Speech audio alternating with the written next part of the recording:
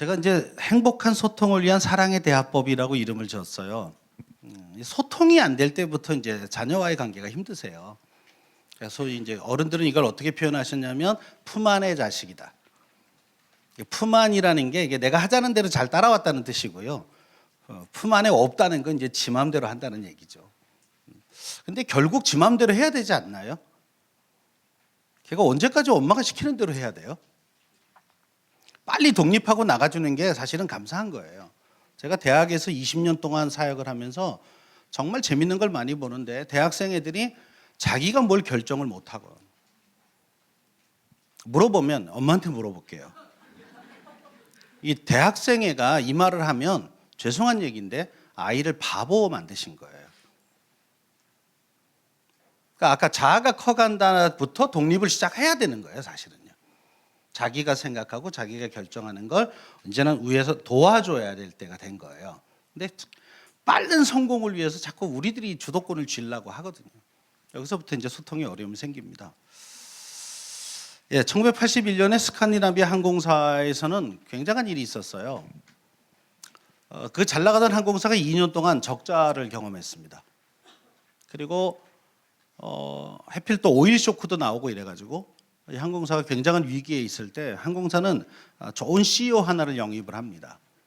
그리고 이 위기를 돌파해 달라고 요청하죠. 근데 그 CEO가 와서 바꾼 일은 일반 사원들이 기대하던 것이 아니었어요. 사원들은 뭔가 경영에 혁신적인 뭔가 프로그램이 나올 줄 알았죠. 근데 직원들의 태도를 바꾸는 것부터 시작하자 그랬어요. 그러니까 승무원들의 친절 교육부터 시작을 한 거예요. 소위 MOT라고 하는 걸 이 회사가 도입을 합니다. MOT가 이제 Moment of Truth라는 말의 줄임말이에요. 이렇게 진실의 순간. 이게 뭘까요? 진실의 순간. 승무원들 입장에서 보면 고객하고 만나는 그 순간. 그러니까 여러분도 이제 어디 쇼핑센터나 뭐 이렇게 서비스를 받는 곳에 가시면 딱 들어갈 때부터 이 느낌 있으시죠? 주차장에서 주차위원들이 나한테 친절하게 안 할 때 여기 들어가고 싶으세요? 요거 판단하는데 보통 인간은 3초면 된대요. 그 차 갖다 대지 마요! 다 빼! 이 소리 하나 딱 들으면 이 쇼핑센터는 오늘 끝난 거예요. 내가 여기서 왜 사요?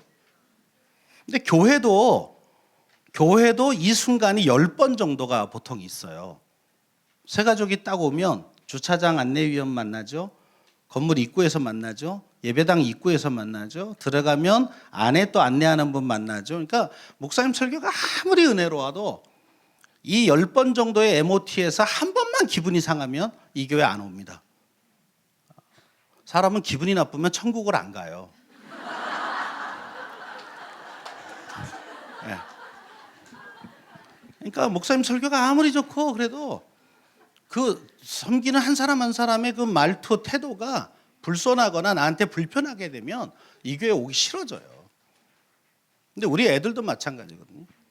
우리 애들도 가정이라고 하는 문턱에서 이 MOT를 만나는 거야. 아침에 딱 눈을 떠서 엄마 아빠를 처음 만날 때 엄마 아빠가 뭐라고 나한테 말하나. 보통 어떻게 시작됩니까? 아침에. 자, 10살 이상. 아침의 풍경은 어떻게 시작되죠? 네, 좀 이따 얘기를 다시 할게요. 마음이 어려우신 것 같아요. 그러니까 승무원들한테 이 훈련을 시킨 겁니다. 이렇게 비행기 타보셨으니까 이렇게 비행기 타러 이렇게 티켓팅하고 들어가시면 굉장히 상투적인 인사하죠. 좋은 아침이에요. 어서 오세요. 뭐 이렇게 티켓 보여주시겠어요? 뭐 감동이 있습니까? 거기 여러분도 막 웃으면서 이렇게 막 인사하게 돼요? 늘 하는 거예요, 그거요. 그러니까 그런 항공사는 인기가 없는 거죠. 이 항공사가 뭘 했냐면 MOT를 이제 가르친 거예요. 그 순간 그 3초를 잡으라는 거죠. 이렇게 해요. 사람이 오면 그냥 아무렇게나 인사하지 말고 웃으면서 쳐다봐라. 네. 그래서 그분도 내가 웃는 얼굴을 쳐다보면 같이 웃을 거 아니에요. 그때 인사를 하라는 거예요. 쳐다도 안 보는데 왜 인사를 해요? 허공에다가 외친 거죠. 웃으면서 이렇게 기다리면 이렇게 쳐다볼 같이 웃게 되면 그때 그냥 상투적인 인사하지 말자. 뭐 굿모닝 뭐 이런 거 하지 말고 아유 고객님 오늘 넥타이 너무 멋있으세요. 어유 딸내미 너무 예뻐요. 제가 사진 한 장 찍어도 될까요? 내 새끼 이쁘다는데 기분 나쁜 분이 있나요? 그러니까 이런 인사법으로 인사를 바꾼 거예요. 모든 승무원이. 그러니까 앞에서 티켓팅 하는 분부터 시작해서 이렇게 딱 있으면 딱 일어나가지고 고객님 제가 모시겠습니다. 그리고 이렇게 앞으로 오면 아유 오늘 너무 스카프 멋있으세요. 이렇게. 이게 전혀 그동안은 감각이 없었던 거죠. 아니, 티켓만 빨리 끊어주면 됐지 이렇게 생각하는 거기에 이 서비스 개념이 들어간 거예요. 그래갖고 이 회사가 그해 매출액의 2배를 올립니다. 그러면서 만성적자를 해결했어요. 근데 제가 이 서두에 이 말씀을 왜 드리냐면 우리가 이런 식의 대화를 많이 해서 그래요. 밥 먹자.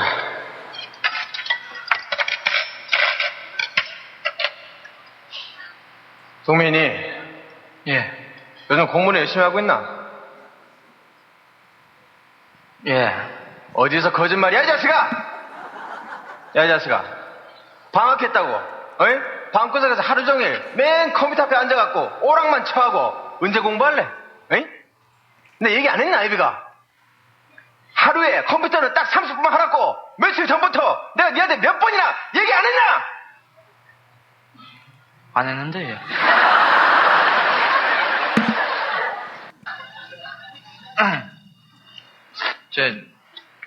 아버지,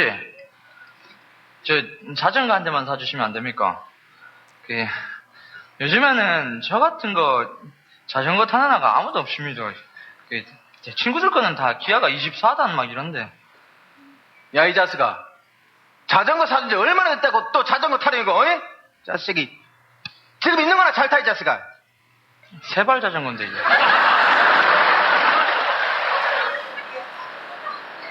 지 3살 때 자전거. 아무튼 자전거 살 돈이 어디 있는 이 자식아. 먹고 죽을 애도 없다. 그렇게 자전거 정 사고 싶으면 이 예배를 팔아라, 이 자식아. 이 자식이. 따라오겠어.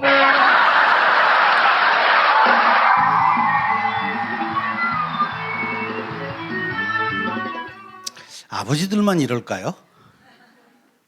아버지들은 가끔 만나요. 요즘 애들이. 아버지는 이웃집 아저씨 같아요. 가끔 만나는데 엄한 얘기부터 시작하세요. 그러니까 자녀들이 듣고 싶은 말로 시작을 안 하세요. 그러니까 소위 일적인 대화를 주로 하세요. 공부 잘하니? 학교 잘 갔다 왔어? 성적 잘 나왔니? 이거는 애들이 전혀 듣고 싶지 않은 아주 싫은 소리 1, 2, 3번이에요. 어쩌다가 나타난 그 아저씨가 이렇게 싫은 소리 3가지를 하면 아이들은 그때부터 마음을 닫아요. 이 아저씨는 나한테 관심이 없구나. 엄마들은 말을 많이 하시는데 욕을 먹어요. 학교에서 들어올 때부터 그냥 신발은 왜 이렇게 벗어놓니? 가방은 왜 거기다 놨니? 막 엄마가 다 치워놨는데 너만 너무 쓰레기장이 됐나? 막 이렇게 해가지고 막 그러니까 애가 듣다가 엄마 나가. 문을 쳐닫으며 바깥에 나와서 내가 저놈의 새끼 때문에 미역국을 먹은 게 그게 문제지 막부터 그냥 지혜비를 닮아가지고 막 이러고 이제 막 그 듣는 애비까지 막 승질나게 만들고 막 이렇게. 그러니까 듣고 싶은 대화부터 시작해야 내가 걔를 바꾸고 싶은 대화까지 알아듣거든요. 우리나라는 회의를 할 때도 그래요. 무슨 행사 끝나고 이렇게 평가회의를 하자 그러면 꼭 잘못된 것부터 얘기해요. 굉장히 부정적 마인드가 깔려 있어요. 뭐가 잘못됐고를 신나게 하고 나서 마지막에 이래요. 그래도 임원들 수고했으니까 박수 치자고. 그러니까 임원 한 번 한 사람은 다시는 안 하고 싶어요. 그리고 너도 해봐라. 그래놓고 복수혈전이 시작되죠. 근데 이거 바꿔놓으면 되게 대화가 달라져요. 잘한 것부터 쭉 얘기하다가 내년을 위해서 이런 것들은 좀 바꾸면 좋겠습니다를 뒤에다 갖다가 붙이면 굉장히 도움을 받는 것처럼 느껴져요. 그러니까 아이들하고도 우리가 진짜 하고 싶은 얘기가 있잖아요. 예를 좀 뭔가 이렇게 성장시키기 위해서 그 얘기를 먼저 하지 말고 관계적인 말을 먼저 했으면 더 좋았을 거예요. 예를 들면 학교 갔다 왔으면 왜 신발은 이거보다 아이고 얼마나 고생했냐 힘들었지 뭐 먹고 싶은 거 없냐 이렇게 아이들이 듣고 싶은 얘기부터 시작을 한 다음에 분위기 좋을 때 근데 엄마를 좀 도와주라 나 이렇게 신발을 그렇게 놓으면 엄마가 또 손을 대야 되잖아. 네가 이렇게만 해주면 엄마가 일을 좀 덜을 것 같아. 이렇게 말하면 미안해지죠. 근데 이제 처음부터 들어오자마자 이제 그거부터 이렇게 내가 먼저 관심 있는 영역부터 손을 댄 거예요. 그러면 나 주도적 대화가 된 거예요. 근데 이제 여러분도 이게 부부관계 이런 거 할 때 남편이 그렇게 말하면 기분 되게 상하지 않아요? 응? 실컷 시댁에 가서 온갖 일 다 했는데 그 딱 자기가 본 불편한 거 시어머니한테 꼭 그렇게 말해야 되겠냐?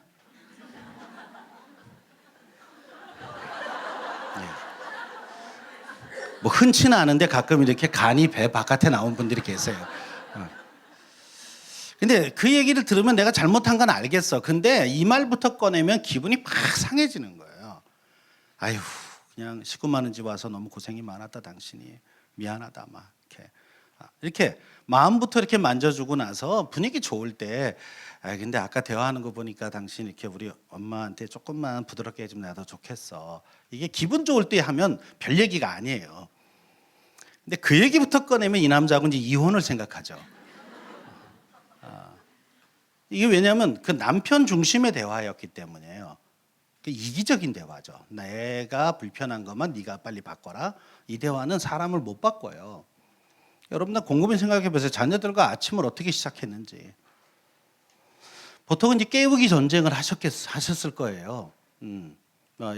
일어나라 그럼 네 그리고 일어나는 애가 아주 신기한 아이죠.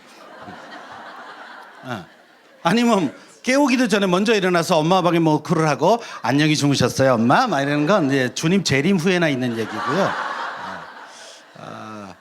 그냥 이렇게 지가 알람하고 일어나면 100점. 엄마가 한 번에 불러도 100점. 근데 이제 보통은 이제 깨워놓으면 또 자고 깨워놓으면 또 자고 막 이렇게 특히 겨울에는 막 이렇게 이불을 동굴로 만들어 놓고 이렇게 몸만 기어 나왔다가 또 깨어나서 엄마 나 일어났어 그리고 없으면 또 들어가 있고 막 이렇게 그러면 이제 막 욕부터 시작하는 거야. 야! 그래서 아들 둘만 키우면 엄마는 깡패가 된다 뭐 이런 말도 있고요. 예. 아들 둘 안 키워본 분이 많은가 봐요. 근데 그런 집은 보통 아들이 셋이에요. 큰 아들이 제일 문제긴 해요. 그러니까 자녀하고 아침에 첫 대화가 하루의 기분을 거의 좌우하거든요. 조금 참을 걸. 이제 다 헤어진 다음에 서로 막 소리 지르고 막 이러고 나간 다음에 혼자 남아서 그런 후회가 오잖아요. 좀 참을 걸. 또 한번 생각해 보실래요? 이렇게 자녀들이 학교에 다녀온 다음에 첫 대화는 어떻게 했나? 애들이 이제 보통 이제 고등학생쯤 되면 밤 11시, 12시에 오잖아요. 학원 다니고 뭐 이래가지고. 근데 애들이 이제 그 학원 끝나고 막 나올 때 대화를 해봤어요. 빨리 집에 가고 싶냐? 안 가고 싶대요. 하루 종일 아침 7시에 나와서 여태까지 바깥에 있었으면 집에 가고 싶어야 정상이잖아요. 근데 왜 안 가고 싶은데? 그랬더니 가면 또 엄마가 이렇게 말한대요. 빨리 씻고 공부해라. 무슨 뜻인 줄 알겠어요. 근데 빨리 씻고 공부해라. 7시에 나가서 밤 12시에 들어온 애한테 그게 첫 대화라면 그 집은 안 들어가고 싶죠. 저희 어머니는 초등학교를 안 나오셨어요. 본인 그 이름을 글씨를 못 쓰는 분이세요. 반드시 그냥 겨우 읽기는 좀 하세요. 저희 어머니 제가 고등학생 때 이렇게 하셨어요. 10시만 되면 제 방에 오세요. 그리고 자라 그래요. 엄마는 아직 숙제 남았어. 더 해야 돼. 그러면 야, 몸은 상한다. 공부도 중요한데 자야 사람이 견디지 않냐. 그러면 잠이 올까요? 사실은 잘라 그랬어요. 근데 꼭 이 엄마가 내가 졸려올 때쯤 되면 나타나서 자라 아마. 그래서 내가 엄마 나 조금만 더 하고 잘게 그러면 이렇게 뒤에서 이렇게 간식을 아니 자래매 간식은 왜? 그래서 간식을 먹고 나면 좀 잠이 깨요. 그러니까 에이 1시간만 더 하지. 그리고 11시쯤 되면 또 오세요. 아직도 안 자니 막. 이래가지고 사람이 견디겠냐 막. 자라 막. 그럼 또 못 자겠어. 그래서 12시 넘어서 잤어요. 근데 제가 아이를 키워서 우리 애들이 이제 고등학생이 됐는데 공부 안 하고 막 TV 보고 이렇게 놀잖아요. 그럼 왜 어머니가 막 소리를 지르면서 야! 네 애비는 12시 전에는 자본 적이 없단다 막. 공부들 하라고 막. 근데 내가 당했는데. 그러니까 교육학을 아무리 많이 배워도 이 어머니의 이 스킬에 못 따라가는 것 같아. 근데 그 어머니가 의도적으로 그렇게 했어요? 아니에요. 우리 어머니가 관계적이었던 분이에요. 성적보다 내 아들의 건강이 더 중요했던 분이세요.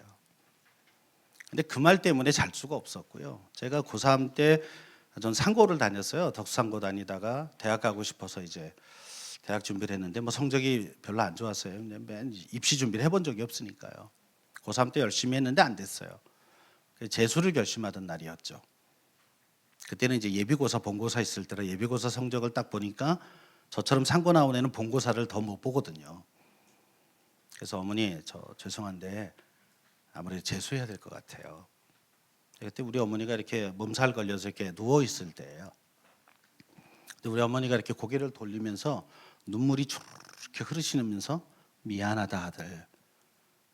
네가 못 배운 애미 만나서 도움을 못 받아서 그래. 미안하다고 너 공부를 못 도와줘서. 제가 재수하는 동안에 앞에 되게 써놓고 했어요. 다시는 우리 어머니 울리지 않는다. 또 우시겠죠. 합격해도. 근데 그 눈물이 다른 거잖아요.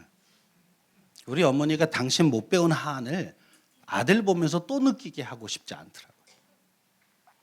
그래서 제가 1년 동안 재수 학원도 못 다니고 집에서 앉아서 공부하면서 그래서 사실 재수를 안 했으면 저 지방에 처음 설립된 대학을 갈 성적이었거든요. 네, 혹시 그 대학 나오신 분이 있으면 죄송합니다. 그냥 그 상지대학이었어요. 그 상지대학이 제가 대학 처음 갈 때 그 해에 생겼어요. 그래서 입시 과표가 없는 대학이었어요. 선생님이 그 대학 가면 애들이 학교를 몰라서 지원을 안 할 거다. 근데 원주까지 갈 형편도 안 되고 또 이렇게 물러나고 싶지 않아 재수를 한 거예요. 학원도 못 다니면서. 근데 그 어머니의 그 눈물이 1년 동안 저를 견디게 했었어요. 그래서 저는 건국대학교 들어갔습니다. 그러니까 지금은 좀 건대가 괜찮은데 그때는 그렇게 좋은 대학은 아니었어요. 그때는 삼국지는 망한다 뭐 이런 거 있었어요. 건국, 동국, 단국. 거기다가 사국지로 가면 국민, 오국지가 국제대학까지. 국제대학이 지금 서경대학입니다. 국자 들어가면 무조건 후진대학이었어. 네, 그 어머니 무슨 뭐 이래라 저래라가 아니라 자식의 허물까지도 당신의 몫으로 돌리는 그 어머니의 그 대화법은 저를 1년 동안 견디게 했어요. 네, 자녀들과 오랜만에 만났을 때 이건 주로 아빠들에게 해당되는 건데, 네, 아빠들은 사실 억울해요. 처자식 벌어먹이려고 정말 치사하고 더러운 거 다 참아가면서 아침부터 밤까지 뛰는데 애들은 그걸 모르죠. 오해인데 그래도 그 오해를 불식시킬 수 있는 건 애들이 아니라 아빠예요. 매일 만날 수 있으면 좋은데 그러지 못할 때도 한 번 만날 때 찐하게 만나야 되거든요. 아빠가 정말 날 사랑하는구나를 느끼게 해줘야 되는데 이게 어색한 거예요. 아이들하고 만나면 대화를 자주 안 하다 보니까. 그래서 나온 말이 겨우 찾아낸 말이 학교 잘 다니냐예요. 나름대로 안부를 물은 겁니다. 근데 애들은 지겹게 다니고 싫은 학교를 잘 다니냐고 물으니까 아빠는 날 싫어하는 거죠. 그것도 이제 애들 대답이 없으니까 말을 끌어내려고 다음 말을 하죠. 공부는 잘하니? 성적은 잘 나왔어? 이게 뭘 체근하려고 한 말이 아니라 나름대로 대화를 좀 해보려고 한 말이에요, 이게. 근데 이게 배워본 적이 없는 거예요. 대부분 아버지가 되는 걸 배워본 적이 없습니다. 그리고 아빠가 돼버려요. 겨우 본 건 우리 아버지가 나한테 했던 것밖에. 그럼 이제 저 나이 또래쯤 되면 위에 아버지들이 대부분 다 굉장히 가부장적이고 유교식이고 다 그런 걸 보고 자랐으니까 나도 모르게 훈련이 안 되면 그게 튀어나와요. 그게 싫었는데 그게 튀어나와요. 근데 우리나라는 되게 웃기게 아버지 학교를 다 이렇게 늙을 때 해요. 다시 애를 낳으라는 건지 모르겠는데 그러니까 졸업식 날 맨 회개만 하잖아요. 미안하다 마 아들아 마 여보 미안해 막 이렇게 편지 읽다가 같이 울고 그러니까 이게 용서 프로그램이더라고요. 사실 결혼하자마자 아기를 갖기 전에 어머니 학교, 아버지 학교를 해야 되거든요. 그걸 하고 자녀를 낳아야죠. 그럼 이제 임신이 되면 태교 학교를 해야 되고, 이걸 이렇게 가야 되는데 이상하게 우리는 50대, 60대가 아버지 학교를 하세요. 그러니까 뭐 졸업식 날 회개하고 같이 울고 이렇게. 그러니까 그 자체도 은혜롭죠, 뭐. 근데 그걸 한 20, 30년 전에 했으면 얼마나 좋았을까. 애가 태어나기 전에 아빠로서의 준비를 하고 엄마로서 준비를 하고 좀 애가 나왔으면 참 좋겠는데 그러지 못한 거예요. 사무적인 대화와 관계적인 대화가 있습니다. 제가 대학교 동창인데 서로 대학교 졸업하고 만난 적이 없다가 어느 날 노회에서 만났어요. 목사끼리 모이는. 근데 그놈이 목사가 될 줄을 몰랐어요. 대학 다닐 때 진짜 신앙도 엉망이고 정말 싸가지 없고 막 친구들 사이에 아주 재수없는 애로 찍혔던 애인데 걔네 아버지가 목사였어요. 근데 우리 노회로 얘가 이제 전입으로 왔는데 노회 석상에서 처음 만난 거니까 거의 30년 만에 첫 만남을 한 거예요. 근데 서로 딱 알아보죠. 근데 그 아이가 나한테 이렇게 인사를 했어요.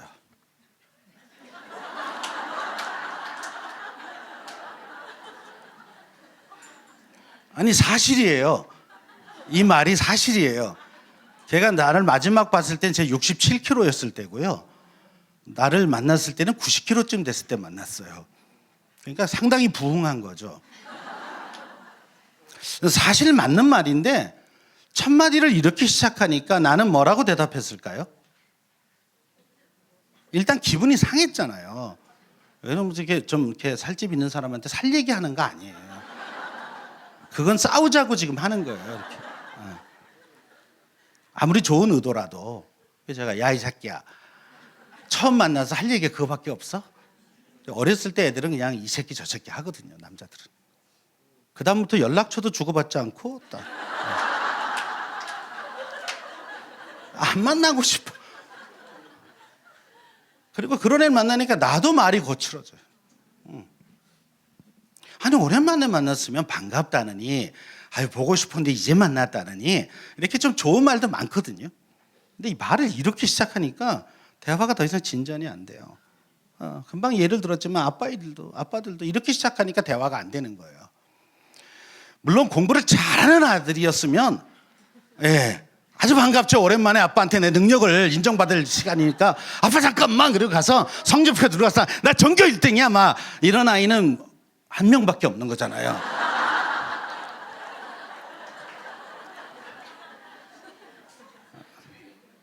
특히 분당이나 이쪽에 이렇게 강남 이쪽에 사시는 분들은 이렇게 반에서 1등은 1등이 아니잖아요. 애들도 다 알아요. 반에서 1등한 건 엄마 아빠한테는 자랑하지 말자. 분명히 전교 석차를 볼 거다. 전교 석차도 안 먹혀요. 전국 석차까지 보는 엄마 아빠도 있어요. 그래서 몇 년 전에 한 7, 8년 전이죠. 서울에 있는 외고 학생 하나가 전교 1등 하는 날 자살했습니다. 아파트에서 뛰어내렸어요. 엄마 화장대에다가 성적표 1등한 성적표 놓고 포스트잇 한 장 붙였어요. 엄마 이제 됐어? 그러니까 얘 스토리가 그거예요. 반에서 1등 하던 날 엄마가 전교 석차를 들먹이면서 그걸 1등이라고. 전교 석차 1등을 하는 날 자살했죠. 왜? 더 이상 버틸 자신이 없어서요. 여기는 그런 분 안 계시죠? 꼴등하면 파티를 하십시오. 그게 천국의 법칙입니다. 그냥 애가 당황해야 할 거 아니에요. 엄마 이거 무슨 파티야? 너를 위한 파티야. 근데 왜? 막 그래. 이제 더 이상 밑은 없잖아. 이제부터는 성량만 있잖아. 멋진 출발을 하자. 막. 괜찮지 않아요? 이거 싫어합니다. 저희 교인 하나가 이게 상담하러 와서 제가 처방해 준 거예요. 학교에서 연락 온 거죠. 어머니 좀 오시라고. 어머니가 갔는데 어머니 자식 이렇게 키우시면 안 됩니다. 제가 시큰 욕 먹고 온 거예요. 부드럽게 말했지만 욕이죠. 그러니까 남편한테 전화를 했어. 여보 우리 어떻게? 하필 그때 저하고 이렇게 얘기할 때였어요. 그러니까 전화 받다가 얼굴이 시커멓게 죽더라고요. 그래서 끝나서 물어봤죠. 왜 그래? 그러니까 이런 스토리예요. 하여튼 목사님 이럴 땐 어떻게 해야 돼요? 그래서 파티를 해야지. 못 알아듣더라고요. 아니 더 이상은 끝은 없잖아. 근데 다 떨어졌지. 이제부터는 올라갈 거잖아. 그러면 당신 가서 그 애한테 어떻게 하면 좋으냐고 울 거야? 야단을 칠 거야? 그럼 걔는 좋아할까? 학교에서도 욕먹고 왔는데 집에서도 걔를 그렇게 취급을 해버리면 걔가 선택할 길은 하나밖에 없어. 내가 사라져줘야 엄마 아빠에게 도움이 된다.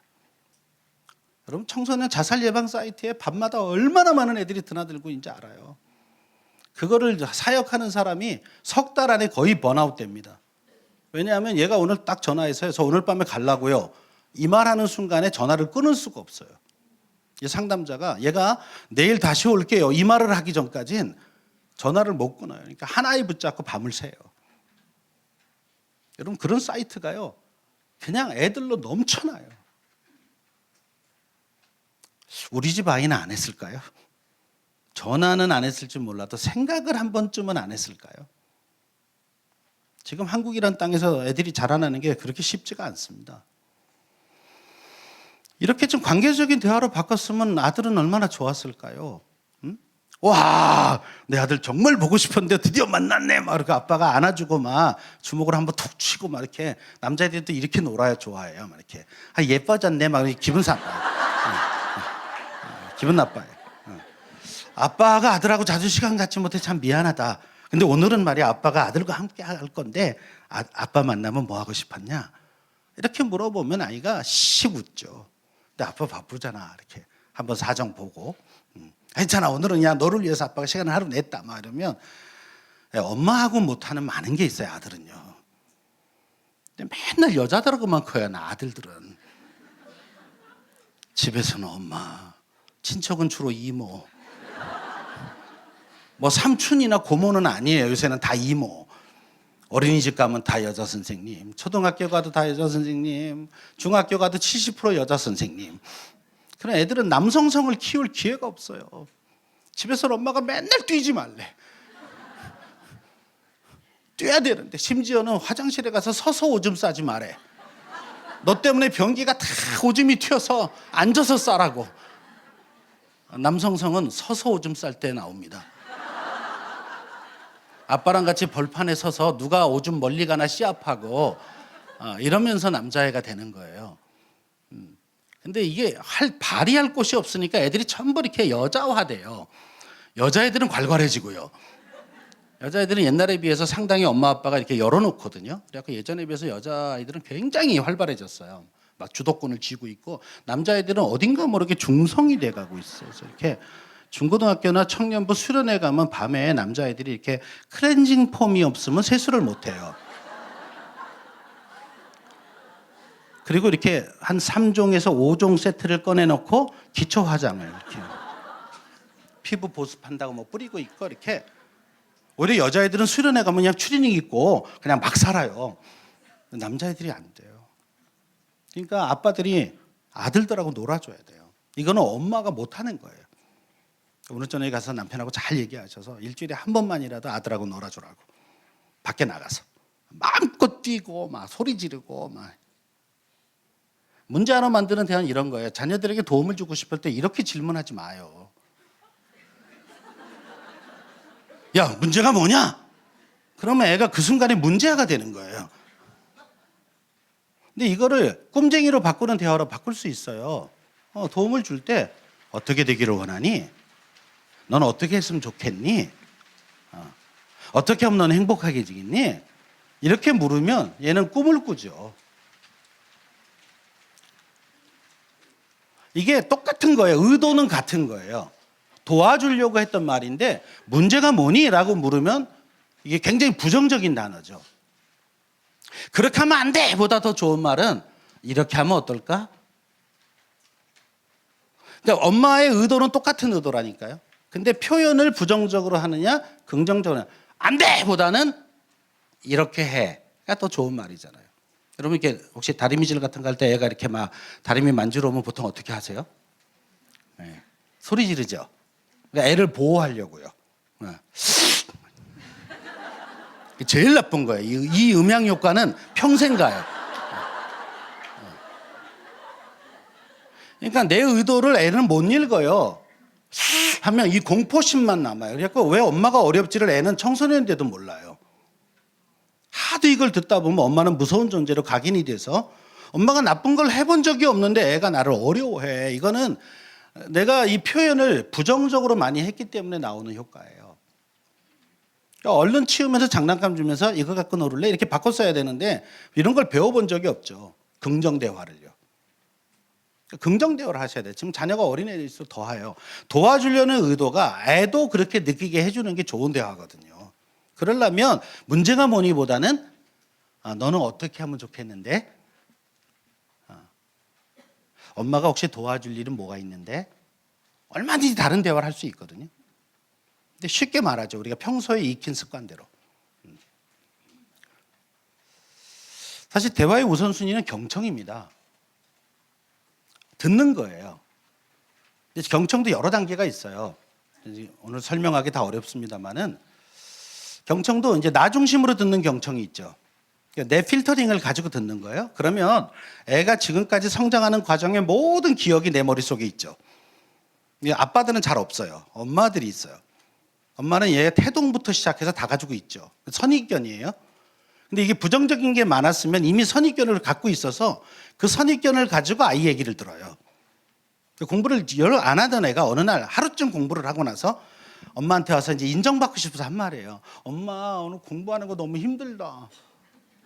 그러면 정답은 이런 거예요. 아유, 힘들만도 하지. 좀 쉬었다 해라. 엄마 뭐 맛있는 거 해줄까? 이건 이제 이성이 있을 때 얘기고요.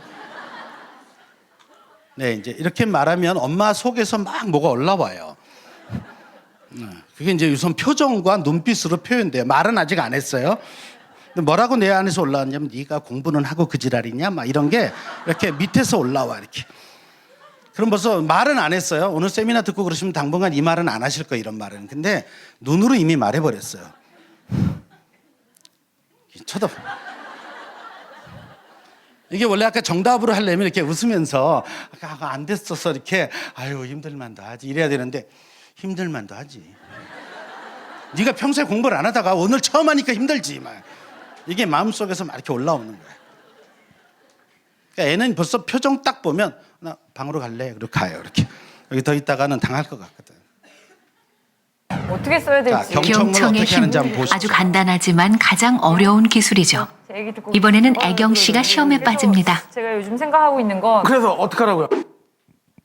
글쎄요, 애경 씨는 이 시험을 잘 헤쳐갈까요? 그래서 저는 이 1,000만 원으로 고민이 아니네. 제가 자랑이네. 사람을 너무 잘 너무 바쁘신데 제가 아유 뭐 바쁘진 않아요. 바쁘진 않은데. 바쁘진 않고. 멱살부터 잡고 시작해요. 듣는 결국 사람이 애경 저렇게 하면 씨마저도 말할 시험에 수가 걸려들고 없어요. 마네요. 근데 원래 경청하기, 말처럼 그렇게 쉽지는 않죠. 그러나 의식적으로 노력하면 가장 쉽게 가장 빠른 효과를 보는 설득 기술이 바로 경청이기도 합니다. 그러니까 포기할 거예요. 제가 그거 아니잖아. 들어보려고는 노력을 많이 했어요. 제가 일방적으로 얘기를 해서 애가 그냥 깨닫는 것보다 애가 먼저 얘기를 하고 거기에서 뭔가를 찾아줬을 때 애가 이렇게 학생이 받아들이는 게 더 빠른 것 같긴 했어요. 상대방을 이해하려고 입장 바꿔 생각하는 경우가 많으니까 그 사람의 마음을 좀 더 파고들 수 있는 말이나 행동이나 이런 걸로 이어지지 않을까. 좀 그런 훈련이 된다는 느낌? 고민이 욕심이 많은데 욕심 많은 거를 어떻게 해소를 해요? 제 말이 웃기세요? 눈치채셨죠? 도현 씨는 불친절한 상담원. 아니 사실 별거 아닌 거든요. 자기만 열심히 하면 되는 건데 그거를 상담소까지 와서 아니 저기 네. 다른 상담소 가보겠습니다. 초등학교 애들과 같이 있다 보니까 그런 사리분별이 약간 떨어지시는 것 같네요. 그런 거 고치셔야 돼. 제가 상담 전문가로서 조언을 해드리는 거예요. 불친절함의 강도가 점점 높아가고 있죠. 기가 막힌 상호 씨. 웃어도 보고 항의도 해보는데. 이런 그렇죠. 이쯤 되면 미션인 걸 모를 리 없죠. 그러나 봐봐요. 저는 하라는 대로 했을 뿐이에요. 아무리 변명을 해봐도 이미 상처는 다 받은 상태. 잘했어. 연기 되게 잘했어. 아, 내가 진짜 난 연기 아니고 저도 감정이 막 끌어오르더라고. 알면서도 화가 나는 상황, 비밀은 거기에 있습니다. 교사가 된 지 채 1년이 되지 않은 상호 씨. 그는 얼마 전에 소중한 경험을 했습니다. 빨리 나가도 괜찮아. 문제아로 알려진 아이와의 상담이었죠. 그런데 무조건 경청하라 그 교훈을 따르자 놀라운 변화가 일어났습니다. 얘가 아픈 건데 그 아픈 걸 내가 또 이렇게 끄집어내가지고 같이 좀 이렇게 하는 게 어색하고 힘들고 저도 힘들고 막상 불러서 많이 들었죠. 많이 듣고 감정을 많이 얘가 어떤 감정이구나 그런 것도 제가 그제서 알았고 그 이후로 이제 얘가 많이 변했거든요. 그런 얘기 한 번 한 이후로 그 경청의 힘이 다시 증명됩니다. 쪽으로 좀 워크홀릭이 돼가는 그런 느낌. 친절한 상담원 앞에 앉자 상황이 변한 거죠. 내가 이 일에 관심은 있지만 그래도 조금 마음이 좀 편해지지 않을까요? 진짜. 도무지 상담이 끝날 기미가 없습니다. 저는 누나 좋은 대로 할 거예요. 진짜로. 시츄에이션 미션 같은 건 이미 잊어버린 상태. 자기가 해야 되는 대화는 이후에도 계속됐습니다. 진짜 농담이 아니고. 단지 경청해 줬을 뿐인데 상호 씨의 상담은 끝날 줄을 모릅니다. 경청의 비밀 한번 들어보시죠. 역지사지. 상대방이 또 듣고 싶은 말 그거를 해주는 거죠. 상대방이 듣고 싶은 말을 해주는 것. 공감하기. 공감하기. 눈을 맞춘다. 가까이 몸을 간다든지 고개를 끄덕인다든지. 오케이. 고개 끄덕거리기. 관심과 흥미라고 생각합니다. 관심과 흥미. 소리를 낸다. 그 맞장구를 쳐주는 것 그런 맞장구, 게 중요해요. 쉼새. 재진술을 한다. 상대방의 말을 받아서 재진술을 하기 시작합니다. 설득이 속임수라고요? 설득은 남에게 다가가는 기술. 내가 아니라 너를 대화의 중심에 놓는 기술. 그래서 가장 열린 인간이 되는 그런 기술입니다. 네. 경청은 그렇게 아주 상담을 하는 사람이나 코칭을 하는 사람들에게는 경청이 1번이에요. 그래서 이제 이걸 잘하면 일단 50% 먹고 들어갑니다. 근데 듣지 않으면 내가 도와주기도 어려워요. 저 아이가 말하는 것에 진짜 의도가 뭔지를 알아내야 되거든요. 근데 내가 낳은 자식이라고 다 나처럼 말하는 게 아닙니다. 남자아이와 여자아이가 말하는 틀이 달라요. 남자아이들은 대부분 직설화법을 많이 써요. 밥 줘! 이렇게. 뜻없이 막. 그러니까 이제 엄마들이 좀 당황스럽죠. 막 맡겨놓은 거 달래는 것처럼 막. 근데 이제 여자아이들은 약간 간접화법으로 하죠. 이렇게. 엄마 배고프지 않아? 이렇게. 좀 다르죠. 그럼 여자아이끼리는 다 똑같을까요? 아니에요. 여자아이도 기질에 따라 또 달라요. 남성화된 아이가 있고요. 그러니까 직설화법을 쓰는 여자아이가 있고요. 근데 굉장히 어렵게 얘기하는 아이도 있어요. 팥 망설이다가 와서 엄마 있잖아 그게 막 이렇게 막 그럼 엄마가 이제 직설화법 쓰는 엄마 막 화가 터지죠 막. 그러니까 애도 내 뱃속에서 나왔는데 다 다릅니다. 근데 다 같다고 생각하고 키워서 꼭 둘째가 어려워요. 그게 유일한 경험이 첫째거든요. 이게 표준이죠. 여기다 대놓고 이제 둘째를 비교를 하잖아요. 그러니까 둘째 아이는 다 비교의식 때문에 상처받아요. 근데 첫째와 둘째가 왜 같아야 되죠? 그건 엄마가 편하기 위해서예요. 네가 첫째처럼 해줘야 내가 편하잖아 이거예요. 너는 예상 문제 없는 거 자꾸 하잖아 막 이렇게. 그래서 힘들어 엄마가. 근데 둘째는 왜 첫째랑 똑같아야 되는데요? 둘째는 둘째거든요. 둘째 아이들이 대부분 집을 빨리 나가려 그래요. 독립심이 강하고 개혁적인 아이가 많고요. 첫째는 굉장히 보수적이에요. 엄마 아빠 편 들고 둘째를 같이 때려잡죠. 그 리틀 맘이 돼요. 얘가 이렇게. 그러니까 막 그 동생은 이게 더 싫어. 엄마나 아빠는 그래도 그럴 만한 자격이 있는 사람인데 이게 조금 먼저 태어났다고 이게 엄마 노릇을 하고 앉았네. 그러니까 막 싫어. 그러니까 셋째가 태어나면 성격이 좋을 수밖에요. 셋째는 태어나자마자 내 나라하고 사는 거예요, 이게. 아빠 나라, 엄마 나라, 이렇게 첫째, 둘째 이걸 다 이렇게 잘 살펴서 살아남으려면 이렇게 맞춰야 돼요. 셋째가 귀요미가 많아요. 그래서 막 이렇게 이쁜 짓 하고 다니고 말해가지고 셋째 딸은 선도 안 보고 데려간다는 말은 거의 맞는 말입니다. 엄마 아빠도 첫째와 둘째를 키워본 실패담을 바탕으로 이제 제대로 자식을 키우는 게 셋째예요.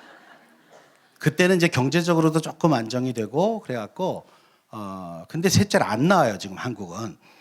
그러니까 상처 입은 애들만 남아 있어.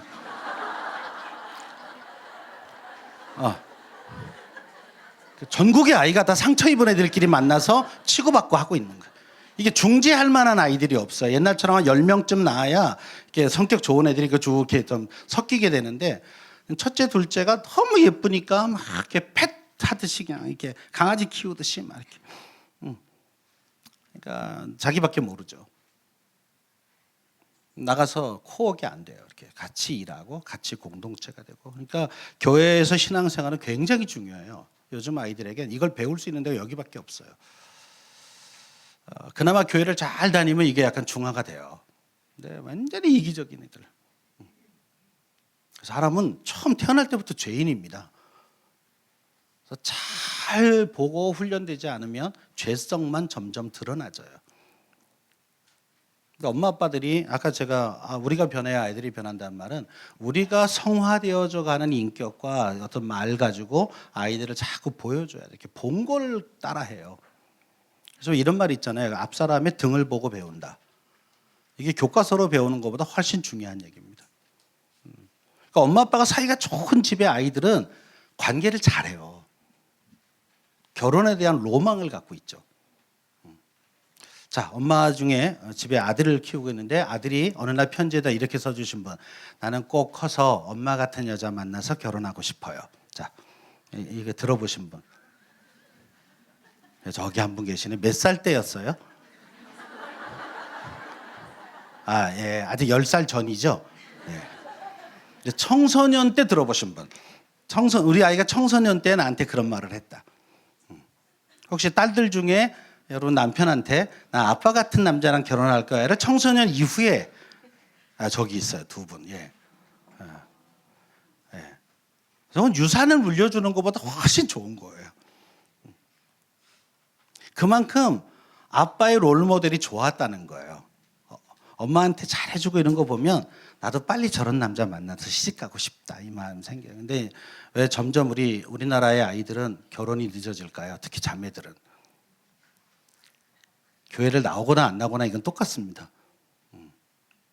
물론 자기 일에 대한 열심 뭐 이런 것 때문에 또 출산을 하고 이러면 기회 단절되고 뭐 이런 것들에 대한 두려움도 있지만 대부분은 아빠 때문입니다. 아빠들이 들으면 되게 억울할 텐데 그래도 아빠 때문입니다. 제가 30년 넘게 청년 사역하면서 만난 대부분의 청년 아이들 정말 괜찮은 애인데 결혼을 못해. 뭐 신앙적으로 봐도 그렇고 인격으로 봐도 그렇고 뭐 저 자기 일도 잘하고 너무 괜찮아요. 생긴 거 뭐 몸매 다 좋아. 정말 킹카인데 결혼을 못 해요. 그러면 사람들은 이렇게 말해요. 너 눈이 너무 높은가 봐. 자꾸 그런 말 좀 하지 마요. 걔 눈이 안 높아요. 근데 친해져서 결혼이 임박해지면 마음이 어려워요. 대부분의 아이가 그렇습니다. 그러니까 연애까지는 해. 그래도 남자가 프로포즈를 하면 그때부터 두려워요. 그래서 이제 몇 번 경험하고 나서 아예 안 만나죠. 그럼 이제 그때부터 이제 사람의 마음은 방어 기제가 이제 막 나와요. 결혼을 안 해야 될 이유를 스스로 자꾸 만들어내죠. 명절이 싫어지고 그래서 이런 애들은 대부분 명절 때 해외 여행을 갑니다. 그러니까 사람들이 만나면 관심이라고 꼭 그 말을 물어요. 걔가 제일 힘들어하는 말을 꼭 물어. 시집은 언제 가니? 말. 그러니까 아까 공부 때문에 야 공부는 잘하냐 이거 묻는 거하고 똑같은 거예요. 사람을 만나서 왜 그 사람이 싫어하는 말부터 시작할까요? 왜 살이 좀 많이 쪘냐 이런 거예요. 이게 대화 단절이죠. 야고보서도 우리에게 이렇게 말했잖아요. 듣기는 속히 하고 말하기는 더디하며 성내기를 더디하라. 우리 거꾸로 하죠. 성내기를 정광석화처럼 하고 주로 내 말만 하고 남이 말할 때도 내가 할 말을 생각하느냐고 잘 안 듣고 조금만 인내를 하다가 안 되면 자르고 들어가죠. 결론이 뭔데 그래서만. 아빠들이 더 잘해요. 이렇게 몇 마디만 쏙 넘어가면 그냥 야 결론만 말해 말 이렇게. 근데 결론부터 말하기가 어려운 성격이 많습니다. 특히 딸들 중에 많아요. 와가지고 몇 번을 망설이다가 그 무서운 아빠한테 꼭 도움을 받아야 될 일이 생겼거든. 그러니까 막 겨우 용기를 내서 와서 아빠 그 방문을 이렇게 살짝 열고 못 들어오고 이렇게 아빠 바빠요? 이렇게. 그럼 아빠들이 좀 알아봐줬으면 좋겠는데 내 딸을 조금만 이해하면 저 녀석이 굉장히 망설이다 왔을 건데 여기까지만 마음이 가면 모든 하던 일을 놓고 웰컴 해야죠. 근데 대부분 아빠 이렇게 반응해요. 야 바쁜 건 네 눈에 안 보이냐? 그럼 얘는 그냥 가서 이제 일기장에다가 하소연하죠. 아빠는 친아빠가 아닌가 봐. 이런 애들은 일기장을 꼭 보셔야 돼요. 이런 대화법을 하고 있는 아이는 일기장을 꼭 보셔야 됩니다. 얘는 엄마 아빠 불편하게 안 하려고 자기가 참 많은 걸 참아요. 예전에 늑대소년이라는 그 영화 보셨습니까? 그 송중기가 늑대로 나오고 거기 나왔던 보영이가 그런 아이였죠. 늑대소년을 만나기 전에. 얘는 밤마다 일기 쓰면서 울죠. 나는 왜 이렇게 병 걸렸을까? 막 애들은 학교 다니다 나는 왜 못 갔지? 막 이러고 이제 근데 늑대소년 만나고 얘가 굉장히 활발해집니다. 왜냐하면 자기 말을 다 들어주는 남자를 만난 거예요. 거기 서! 그러면 서 있고 거기 있어! 그러면 기다리고 평생 기다리잖아요. 그러니까 그런 남편애를 만나면 좋은데 그렇지 않고 또 아빠 같은 남편을 또 만나면 또 어렵죠. 근데 이렇게 경청한다는 건 이렇게 말을 잘 들어준다 해서 끝나지 않아요. 그 아이의 마음을 읽어내는 거예요. 이런 걸 이제 직관적 경청이라 그래요. 근데 엄마들은 이게 조금만 노력하시면 다 돼요. 원래 이 남의 말을 센스 있게 잘 알아듣는 이 센서가 남자보다 여자가 훨씬 더 강력합니다. 이 더듬이가 발달돼 있으세요. 이렇게. 그래서 남편들이 뭐 속이는 거 다 눈에 보이시죠? 아이고 놀고 있네. 내가 다 아는데. 제가 남자 아빠들 강의할 때 그 강의합니다. 절대로 아내를 속일 생각을 하지 마십시오. 그분이 내 머리 위에 계십니다. 그냥 돈 숨기고 이런 짓 좀 하지 말라고. 너무 쉽게 찾아낸다고. 그래서 거기다 쪽지 남겨놓는 걸 어느 날 경험할 겁니다. 뭘 이렇게 어렵게 줘. 그냥 주지. 뭐 이렇게.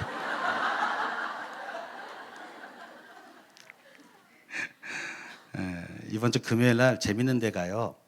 저 동탄에 있는 어느 교회가 부자 캠프를 해요. 초등학생 아들과 아빠만 가는 캠프예요.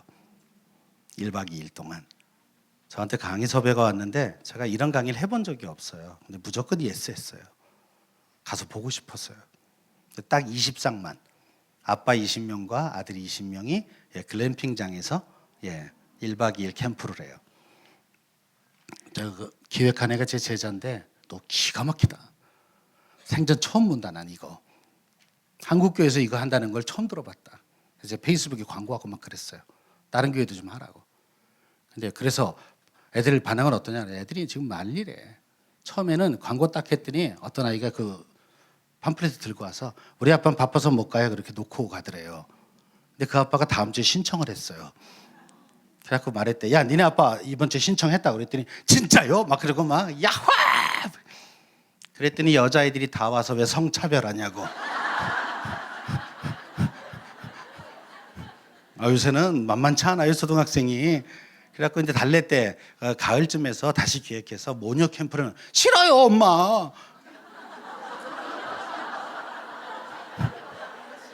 왜 싫어? 그랬더니 엄마는 날마다 보는데 아빠를 못 보잖아요. 그래서 지금 부녀 캠프가 나오게 생겼어요. 근데 이게 정말 시스템 프로그램이거든요. 같이 가서 몸으로 한번 부딪히는. 너무 신기해서 제가 이번 금요일이 기대돼요. 들을 청자가 이렇게 생겼죠. 젊은 엄마들은 한자를 안 배워서 잘 모르실 텐데요. 예. 한자가 이렇게 왼쪽에 보면 귀자 밑에 임금왕자가 있어요. 임금의 귀로 들어라. 저럴 때 왕자는 신분을 나타내는 왕이 아니라 크다는 뜻이에요. 큰 귀로 좀 들어라 이렇게. 쫑긋해라. 남이 얘기할 땐. 그리고 오른쪽 위에 보면 열십자 밑에 눈목자가 있습니다. 10개의 눈으로 관찰하면서. 눈이 2개밖에 없는데요. 네, 그만큼 자세히 보라는 거예요. 어디를 봐야 돼요? 마음을 어떻게 봐요? 주님이신가 봐요? 나는 마음의 중심을 보느니라 말. 예, 눈을 봐야 돼요. 눈.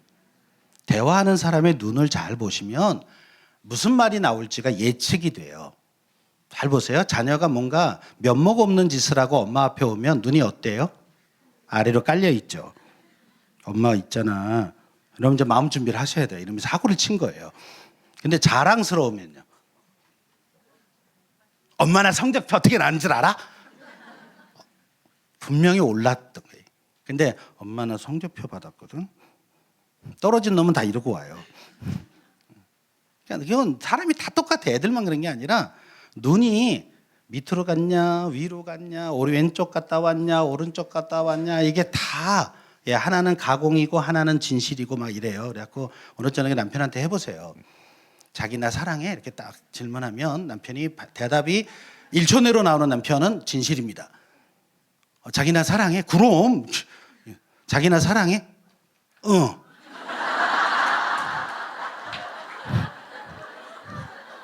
느껴지시죠? 이 대답을 잘못했다 오늘 밤 힘들겠다. 이렇게. 근데 남편들은 이런 거 잘 몰라요. 여자들은 잘 알아요. 그리고 마음은 하나로. 딴 생각하지 말고. 딴 생각에 제일 중요한 딴 생각이 내 안에 선입견이에요. 우리 아이에 대한. 근데 그때마다 외치세요. 이전 것은 지나갔으니 보라 새 것이 되었도다. 주님이 우리 아들 딸을 새 피조물로 만들고 계시니까 그 지난 날의 것을 자꾸 시비하지 마세요. 여러분 주기도문을 외우시잖아요. 내가 용서한 것처럼 나를 용서해 달래매요. 우리 아이들의 지난 날을 자꾸 끄집어내지 마요. 주님은 한 번도 우리를 그렇게 다룬 적이 없어요. 근데 왜 자식 키울 땐 그렇게 옛날 걸 끄집어내는 거야 막. 이번 3번째다 막. 그럼 그동안 용서한 게 아니잖아요. 벼르고 있는 거지. 70번씩 7번이잖아요. 490번 하기 전에는 바뀌겠죠 뭐. 근데 우리는 자꾸 우리 스스로 은혜 받고 하나님께 용서받을 때는 우리의 과거를 잊어주신 하나님을 감사하면서 왜 우리 아이들에게는 그렇게 안 하냐고요. 잊어야죠. 그런 마음을 가지고 아이를 보면 날마다 새로운 아이예요. 성장하고 있는 중이에요. 내 기대만큼은 아닐지 몰라도 걔는 자기 속도로 자라가고 있는 거예요. 성장 속도는 사람마다 달라요. 경청 스킬인데요. 말의 흐름을 놓치지 말고 들으세요. 갑자기 어느 단어 하나 뽑아가지고 막 성질내고 이러지 마요. 걔가 왜 무슨 의도로 그 말을 하는지 말의 흐름을 다 전후좌우 그리고 끝까지 얘기할 때까지는 기다리시고. 근데 그냥 가다가 막 단어 하나에 뭐 흥분해가지고 말이야. 그럼 걔가 지금 원래 하려고 하던 말을 끝까지 안 듣고 지금 개입하신 거거든요. 끝까지 들으세요. 그 다음에 키워드를 그대로 기억하면서 들으세요. 아이에게 이렇게 호응을 좀 해주실래도 애가 썼던 말을 가지고 호응을 하셔야 돼요. 엄마가 다른 단어를 써버리면 애는 엄마가 안 듣고 있다고 생각해요. 3번째, 감정 상태를 공감해 주는 게 아주 중요합니다. 엄마 나 오늘 있지 학교에서 7교시를 하고 무슨 학원 갔다 지금 왔어. 자, 팩트는 다 알아들으셨죠? 이건 다 여러분이 이미 알고 있는 거예요. 얘 스케줄이니까. 근데 얘 감정 상태는요? 힘들다. 그럼 의도는 뭐예요? 위로받고 싶다. 그죠? 여기까지 다 알아들으면 그 다음 이제 이걸 딱 캐치됐어? 그럼 반응이 어떻게 나오세요? 그렇게 공부해서 서울대 가겠냐? 이것도 못 참아? 야, 공부를 그렇게 하고 싶어도 못한 애들이 얼마나 많은 줄 알아? 이 호강이 겨워서 요강에 빠질 놈아마. 이렇게 날아가시면 대화가 이제 끝난 거예요. 애들이 그래서 핸드폰을 못 놓는 거예요. 핸드폰이 게임 중독 때문에 못 놓고 있는 게 아니에요. 유일하게 내 마음을 읽어주는 건 이거밖에 없어. 여기에서 카톡으로 친구를 만날 수밖에 없다고요. 친구는 평가하지 않아요. 친구는 그냥 들어줘. 그리고 상당히 공감하죠. 자기도 당하고 있는 얘기니까.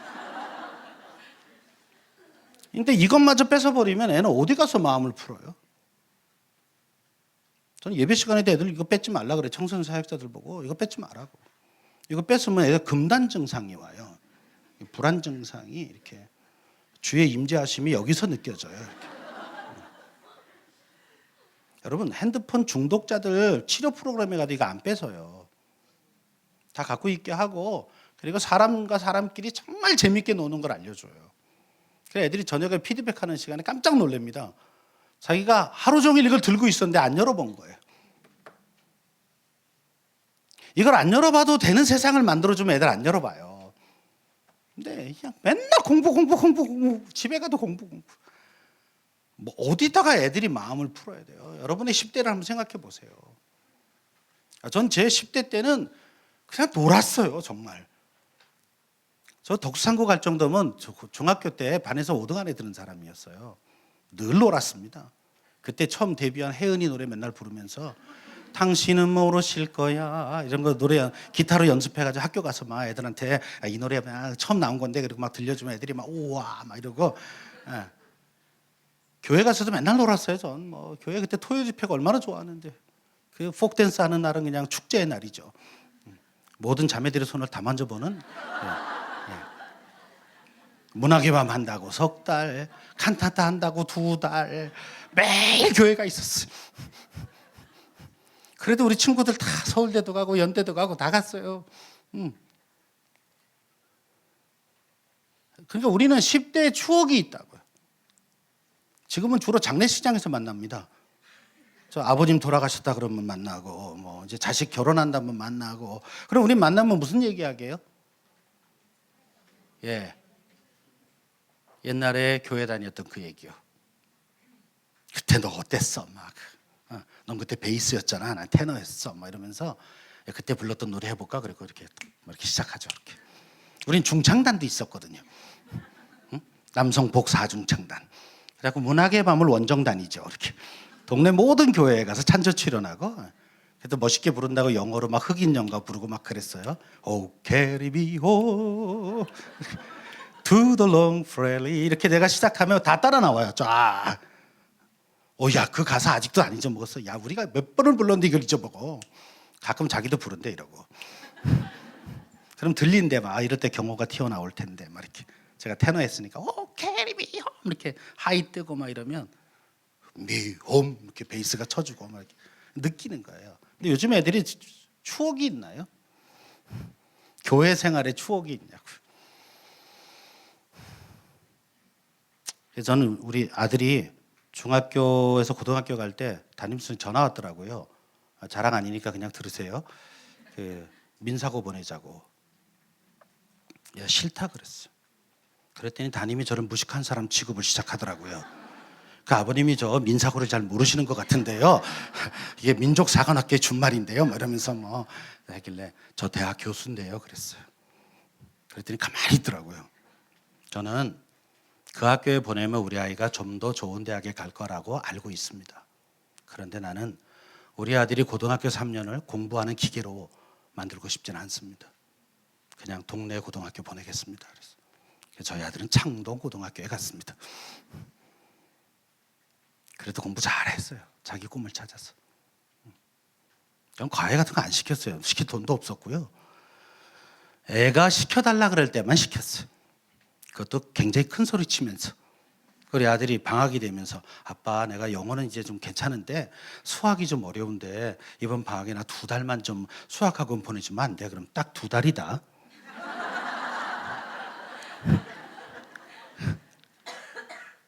네. 지가 가고 싶어 간 건요 학원 가서도 잘해요. 그 2달밖에 기회가 없기 때문에 연락이 공부를 해야 돼요. 고3 때 모의고사 보면 다 영어 수학 1등급이었어요. 여러분 학원에다 몰아넣는다고 공부하는 것도 아니고 고액 과외를 붙여서 꼭 공부하는 거 아니에요. 사실 출발은 자기가 공부할 이유를 찾는 데서부터 출발이에요. 근데 이건 안 해주시고 자꾸 미뤄만 넣으면 서로 이제 눈앞에서 사라지는 조건으로 학원비를 내는 겁니다. 평화 유지비라고 보통 얘기하죠. 이렇게. 저것이 내 눈앞에서 공부도 안 하고 있으면 막 성질이 막 올라오니까 그냥 사라져 이렇게. 그래 애는 땡큐 그러고 가는 거야. 그래갖고 서로 숨 쉬고 오는 거죠. 이렇게. 그리고 저녁에 굉장히 피곤한 척하고 들어오는 거예요. 막 공부 너무 세 막 이렇게. 근데 엄마가 거기에 안 넘어가죠. 빨리 씻고 공부해. 막. 전 동의할 수 없어요. 저는 교육만 평생 했는데요. 동의할 수 없어요. 그래서 한 공부가 무슨 의미가 있는데 대학 와서 다 전공 바꾸고 있잖아요. 지금. 그리고 졸업할 땐 전공과 상관없는 직업으로 다 가. 그래서 스카이 간 놈들 그래갖고 대기업 갔어요. 뭐 삼성, 현대, LG 가가지고 뭐 처음에 폼나죠. 엄마 아빠가 자랑할 만하죠. 막 그래갖고 몇 년 견디게요? 30%가 1년 안에 나옵니다. 그리고 10년 안에 다 나옵니다. 그리고 와서 치킨집을 합니다. 수원 왕갈비 치킨이 좋겠죠. 차라리 그 돈 가지고 고등학교 졸업하자마자 치킨집을 차려주면 아마 프랜차이즈 사장 됐을걸요. 그러니까 여러분 자기 꿈이 아니고 시켜서 하는 공부 성실해서 애가 착해서 잘 따라서 성적을 낼 수 있어요. 근데 그래서요. 행복하냐고요. 21세기의 화두는 더 이상 부의 축적이 아니라 행복입니다. 행복하냐고요. 정말 속상한 건 21세기에 태어나서 21세기를 살아갈 아이들에게 엄마 아빠가 대부분 20세기 사고를 가지고 아이를 대하는 거예요. 그거 딸딸딸 암기 잘하고 하는 거 20세기 거예요. 그거. 지금은 암기 잘하는 놈을 직장에서 원하지 않아요. 또라이 같은 애를 원하죠. 남들하고 남들이 전혀 얘기하지 못하는 이상한 얘기하는 애. 그 화성에다가 한 8만 명 사는 도시 만듭시다. 그럼 이제 대부분 이제 상사들은 이게 경기도 화성인 줄 알아듣는 거죠.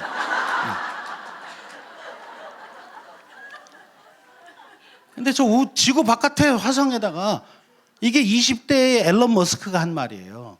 지금 미국을 아주 뒤집어 놓고 있는. 그때 다 또라이 미친놈 다 그랬죠. 근데 얘가 그걸로 로켓 회사 만들고 자동차 회사 만들고 태양열 만들고 하면서 지금에 와서 40대인 지금에 와서 저건 될 것 같다고 다 봐요. 올해 로켓 띄운대잖아요. 그런 아이 5명이면 국가가 살아요. 이 잡스러운 인간 같은. 얼마나 잡스럽습니까 이게. 여러분 이 안에 스티브 잡스가 새로 만든 게 뭐 있는데요? 없어요. 다 원래 있던 거예요. 카메라, 뭐 전자사전 다 있었어요. 인터넷 다 있었는데 한 곳에 때려 넣으면 안 될까? 이게 미친놈이죠. 근데 그 아저씨 덕분에 우리가 얼마나 행복하게 살아요 지금. 이런 생각을 하는 창의적인 아이를 키워야 되는데 창의적인 아이는 이미 배운 지식을 연락에 암기하면 창의력이 점점 죽어요. 틀 안에다가 집어넣어서 찍어내면 창의력이 다 죽은 채 과거의 유산물이 돼서 나오는 거예요. 근데 이 교육에다 지금 50조를 쓰는 나라가 대한민국입니다. 피터 드러커라는 유명한 경영학자 몇 년 전에 돌아가셨어요. 이분이 한국을 마지막 와서 떠나는 날 기자회견 때 한 말이에요. 한국은 참 이상한 나라다. 아무짝에 쓸모없는 데다가 1년에 50조를 쓰고 있다. 그게 사교육입니다. 분당에서 이런 얘기하는 건 앞으로 강사로 불리지 못할 위험을 감수하고 있는 거죠. 강의 평가서에 분명히 쓸 거예요. 다음부터 그 사람 오지 말게. 주님 오실 날까지 얘기할 겁니다. 이건 제가 그동안 공부하고 준비한 모든 것의 결론이에요. 놀아야 돼요. 핀란드 교육 한동안 얘기 많이 했죠. 핀란드의 교육을 배우자. 뭐 프랑스 엄마들의 육아법 뭐 이런 거만 한동안 유행했어요. 핀란드 교육을 연구해 보세요. 책도 보시고 유튜브 가서 다큐멘터리를 좀 보십시오. 그 나라는 3시간밖에 공부 안 합니다. 학교 가서. 1년 내내 숙제가 없습니다. 사교육은 법으로 금지예요. 제가 대통령 되면 제일 먼저 할 일이 이거였어요. 사교육 금지. 금지법 딱 입법해가지고 그냥. 그리고 청소년들까지 다 투표권 주면 저는 항상 대통령 할 거예요. 네. 여러분, 창의력은 놀아야 생기는 거예요. 자유로운 사고 속에서 자기가 하고 싶은 말을 하고 행동을 해봐야 창의력이 나오는 거예요. 근데 우리 아이들은 정해진 틀 안에다가 막 유치원 때부터 저 어린이집부터 그냥 갖다 찍어 전부 이렇게 상품을 만들고 있다고요. 작품을 하나님은 작품으로 주셨는데 그걸 전부 똑같이 만들어서 상품으로 전락시키고 있는. 그리고 연봉이 얼마냐로 평가받고 있는.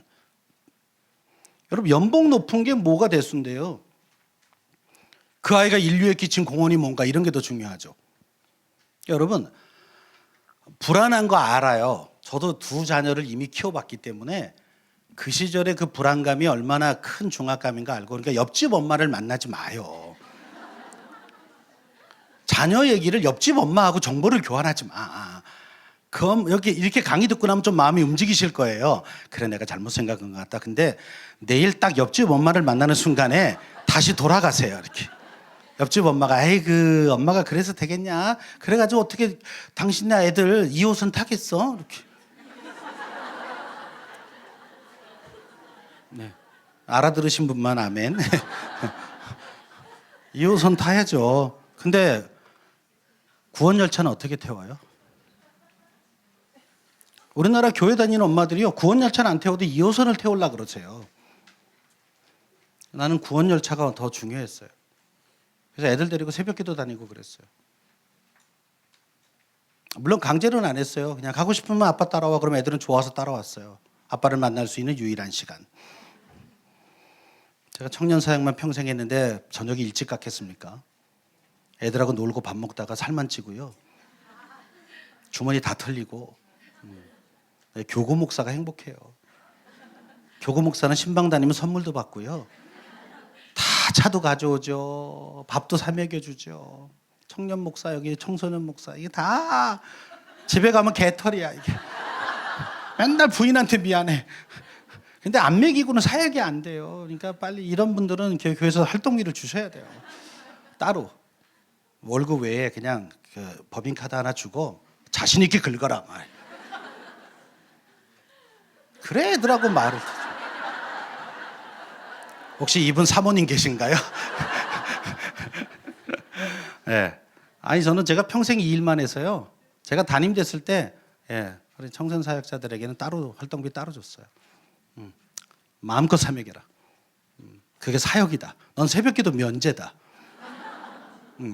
애들을 밤마다 만나는데 새벽까지 나오면 너 간 다 상한다 그냥. 그러나 너 기도 생활을 알아서 해라. 그래 애들을 막 12시고 1시고 애들이 12시쯤 돼야 그 정신이 돌아와요. 그리고 주일날 올 때는 이렇게 뇌를 다 집에다 이렇게 놓고 와요. 이렇게 안식해야 되니까 이렇게 놓고 좀비처럼 와서 앉아 있다고 이렇게. 그놈들을 깨우고 하려면 얼마나 힘든 건데. 올해는 무조건 쉬게 해주셔야 돼요. 주일날 이 전쟁을 치렀기 때문에. 걔네들하고 집회하는 게 얼마나 긴장되는지 아세요? 딴 얘기로 가서 죄송합니다. 저는 이 얘기만 나오면 막 흥분이 돼가지고. 자, 몸으로 경청하기. 자, 아이 컨택 하는 겁니다. 아까 말했듯이 눈을 맞추는 거예요, 이렇게. 근데 이걸 잘못 오해하면 이렇게 째려보세요. 근데 사람은 얼굴을 빤히 쳐다보면 되게 부담스럽습니다.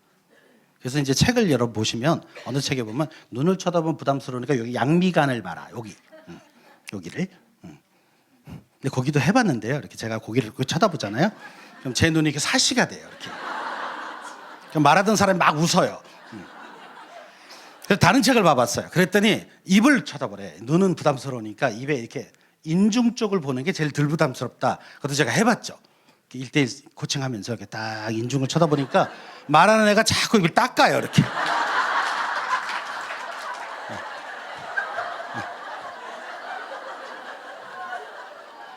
그러니까 어느 한 곳을 뚫어지게 쳐다보는 게 아이 컨택이 아니라 호기심 어린 눈으로 웃으면서 얼굴을 쳐다봐주는, 그냥 눈 깜빡이셔도 되고. 근데 이제 고개를 돌리지는 마세요. 얘기하고 있는데 딴 데를 쳐다보는 순간에 이 사람이 말하는 게 부담스러워지고 핸드폰 들여다보시면 꽝입니다. 그러니까 애하고도 얘기할 때 핸드폰이 울리면 꺼버리세요. 그냥. 진지한 얘기 하실 거면 아예 끄고 시작하시고요. 갑자기 애가 말하자고 하다가 얘기하다가 핸드폰이 울리면 그냥 꺼버리세요. 그러면 아이가 와, 우리 엄마가 내 얘기를 이렇게 중요하게 생각하는구나. 이게 무언의 암시가 돼요. 확 꺼버리면 애가 미안해서 엄마 전화 받지 그래. 그러면 괜찮아. 너랑 대화할 땐 다른 사람하고 할 필요 없어. 이게 경청입니다. 두 번째, 시간이 없으니까 빨리 해야 됐어요. 제가 끝나라는 시간이 됐습니다. 미러링인데 이게 흔히 거울 보여주기 이런 거거든요. 이렇게 상대방이 했던 말을 요약해서 들려주는 거예요. 언제 필요하냐면 우리 아이가 왜 횡설수설할 때 있죠.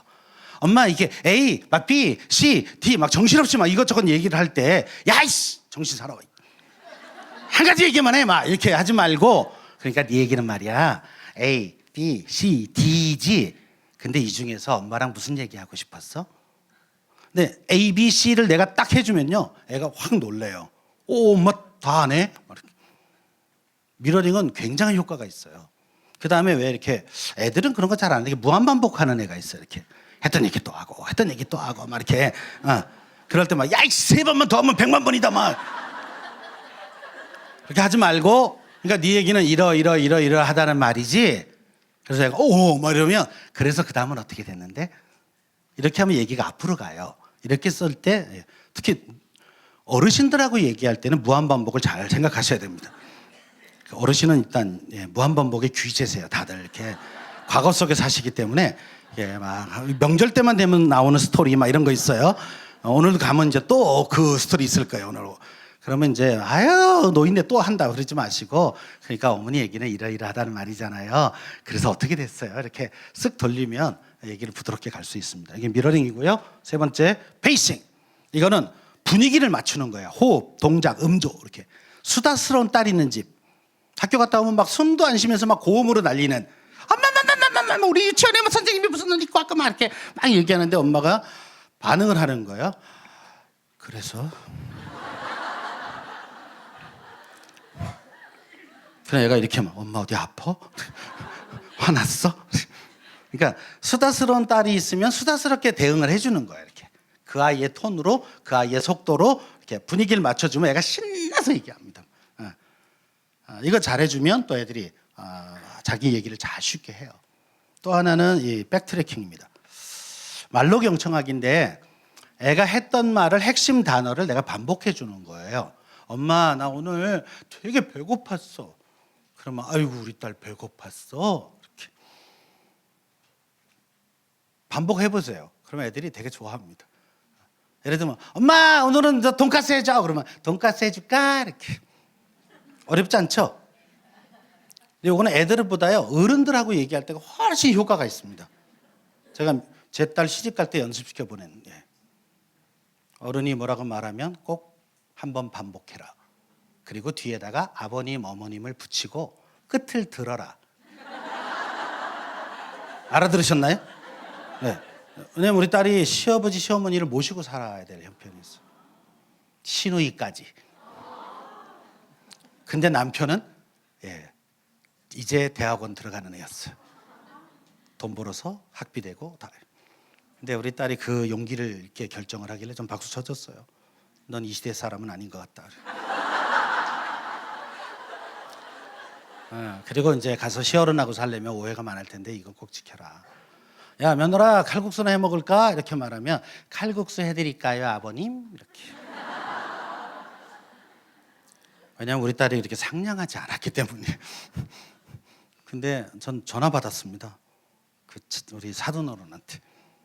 아유 상냥한 며느리가 들어와서 집이 너무 좋. 우리 딸이요? 말해. 제 딸은 이렇게 좀 듬직한 딸이에요. 이렇게. 근데 여러분 이렇게 말을 따라 해주고 이렇게 뒤에다가 아버님, 어머님 이렇게 우리 아들, 딸 이렇게 해주면 되게 기분이 좋아요. 써먹어 보시면 압니다. 제가 조금만 더 하고 마무리 해볼게요. 자, 사실, 감정, 의도를 다 읽어야 제대로 읽은 겁니다. 아까 어떤 분이 마음을 읽는다 그랬는데, 그 마지막 단계가 그 의도를 읽어내는 거예요. 저 말을 한 이유. 그러니까 팩트가 있겠죠. 지금 뭐 어쩌고저쩌고 얘기한 그 내용에 어떤 감정으로 했는지, 저 말을 하는 의도인지, 의도가 뭔지 여기까지 읽어내면 완벽한 경청입니다. 그래서 이걸 3F 경청이라 그래요. 팩트, 필, 포커스를 다 읽어서 그리고 딱 한마디 하면 아이가 감동하죠. 왜냐면 나는 의도를 숨겼다고 생각했거든요. 근데 엄마가 그걸 탁 찌르고 들어가면 역시 우리 엄마야. 엄마 만나니까 좋다. 여러분이 친정엄마 만나시면 그거 잘하실 거예요. 와서 표정 딱 보면 힘들었구나. 금방 알아보고. 아닌 척하고 들어가도 알아보시잖아요. 그러면 나도 모르게 눈물 나죠. 왜냐하면 내 속을 들켜서 그래요. 근데 이제 여러분이 어머니라 이제 그렇게 해줄 수 있습니다. 근데 판단하지 말고 사실만 들으세요. 항상 기대감은 놓지 마십시오. 우리 아이가 좋아질 겁니다. 잘 클 거예요.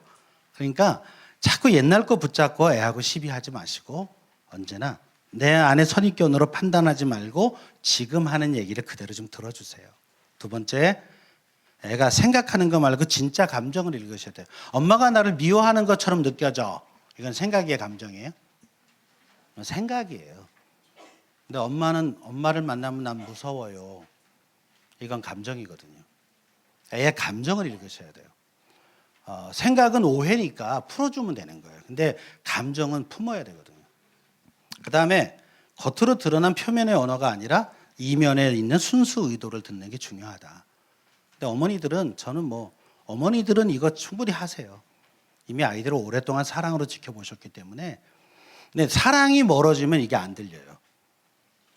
내 아이에 대해서 사랑의 마음이 걷어지면 이게 안 들립니다. 내가 하고 싶은 얘기만 생각나요. 그럴 때는 아이하고 대화하는 거 아니에요. 그럴 때는 기도하러 가시는 거예요. 우리도 다 감정이 있잖아요. 상할 수도 있고. 그 상한 감정으로 얘기를 하시면 분명히 후회할 결과가 나옵니다. 그래서 코칭에서는 감정을 센터링하고 대화하라. 우리는 어디다 센터링하면 될까요? 하나님한테. 그것도 해결이 안 되면요. 때로는 하나님한테 얘기했는데도 해결이 안 될 때가 있어요, 사람은. 나를 응원해주고 지지해주고 내 얘기를 잘 들어줄 주변의 사람을 찾으세요. 교회 안에 같은 다락방 사람이든지 이런 분들 중에 그런 은사 있는 분들이 계세요. 이렇게 잘 들어주고 토닥토닥 잘해주고 그런 분 계세요. 그런 분 찾아가서 한번 눈물 한번 흘리세요. 그래서 마음이 좀 이렇게 후련해지면 아이를 좀 객관적으로 대할 수 있어요. 그러니까 중요한 얘기는 이럴 때 하셔야 돼요. 성질 난다고 카톡으로 하지 마요. 왜 내가 너 같은 자식을 낳아가지고 이 고생을 했는지 모르겠다. 여러분, 문자가 주는 전달력은 7%밖에 안 돼요. 목소리로는 38%, 바디랭귀지가 55%예요. 그러니까 정말 중요한 얘기, 어려운 얘기는 만나서 하셔야 돼요. 내 진심을 보여주면서. 그리고 야단을 치거나 뭔가 애를 교정하고 싶을 때는 이렇게 야단치는 지시형으로 말고 아이메시지를 쓰라고 많이 들으셨잖아요. 야, 네가 이렇게 하니까 내 마음이 너무 속상하다. 이거 하고 어떡하자 너 같은 놈의 새끼가 나와가지고. 이건 공격이잖아요. 근데 엄마가 너를 도와주고 싶은데 네가 그렇게 하니까 막 마음이 너무 아프다. 미안해지는 거죠. 저희 아들이라고 왜 사고를 안 쳤겠어요?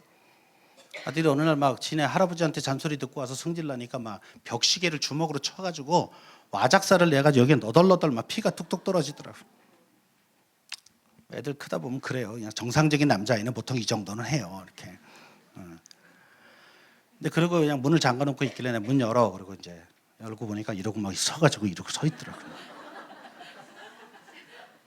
빨리 나와. 욕실에 데려가서 샤워기 틀고 유리 박혀 있잖아요. 일단 잔유리는 안 보이니까 따가워도 참어. 그리고 막 하고 큰 거 빼내고 손이 덜덜덜 떨리죠. 그리고 이제 붕대로 감아주고 세게 못 감아요. 이거 유리 박힐까봐. 무슨 피만 나. 그리고 애를 병원에 데려갔어요. 꼬맬 때 막 속이 터지죠. 예, 지 엄마가 병을 앓다 하늘나라 가고 몇 개월 뒤였어요. 그러니까 그 자기를 품어줄 엄마가 없어지니까 이게 해결이 안 된 거예요, 이 아들이. 그래서 집에 와서 이렇게 얼굴 똑바로 쳐다보고 뭐 그 아들 보면 불쌍해서 눈물이 나죠. 지는 이제 사고 친 거 이제 생각나니까 면목 없어서 앉아 있고. 그래서 우리 아들이 하성인데, 하성아, 다음부터 성질 나면 차라리 아빠 가슴을 쳐라. 그게 덜 아프겠다. 재작년에 아들을 데리고 인도에 단기 선교를 갔어요. 거기 청소년 수련회를 하는데 우리 아들이 그 미니 강의를 하는 게 하나 있었어요. 근데 그날 아들이 그 얘기를 하는 거예요. 내가 하나님의 사랑을 처음 깨달은 날은 그날이었다고. 사고를 친 나를 바라보는 아빠의 눈에서 이런 아들도 사랑하시는 하나님을 봤다고. 그래갖고 듣고 있는 애비를 울려버리고 말았어요. 오래전 얘기죠. 지금 우리 아들이 27살이니까요. 오래전 얘기인데 그 얘기를 청소년들 앞에서 간증을 하는 거예요. 제가 그날 주업했으면요, 내척 지우 세미나에 갔겠죠. 자, 혹시 이런 대화 하고 있지는 않습니까? 이 영상까지만 보고 마무리할게요. 학교 끝나면 딴 데 살지 마. 숙제랑 준비물 다 챙겼니? TV는 언제까지 볼 거니? 수업 시간에 딴짓하지 마. 그 선생이 얼마짜리인데 컴퓨터 게임은 딱 1시간. 레벨로 밥 먹여주니. 집에는 맨날 2등, 뒷집엔 알아서 척척척. 너는 누구를 닮아서 이렇게 엄마 속을 긁는 거니? 사고 치고 다니는 것까지 치아빠를 쏙 닮아니. 짝꿍판만 본받아라. 뭐가 되려 그러니? 지금 엄마 말 안 들으면 그선 눈물 쏙 빠질 텐데. 예습 복습 좀 하랬더니 틀린 걸 왜 자꾸 틀리니?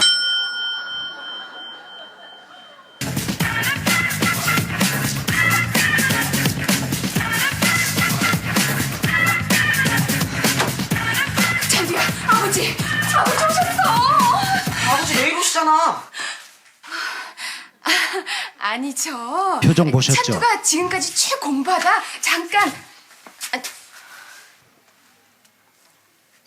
지금 학원에 있을 시간 아니니?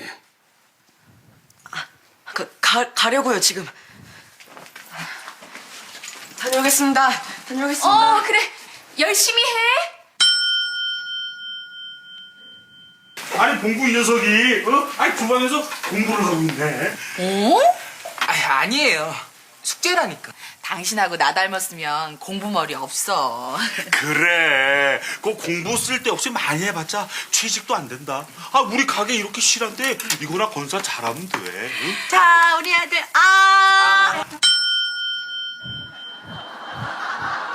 너무합니다. 너무합니다.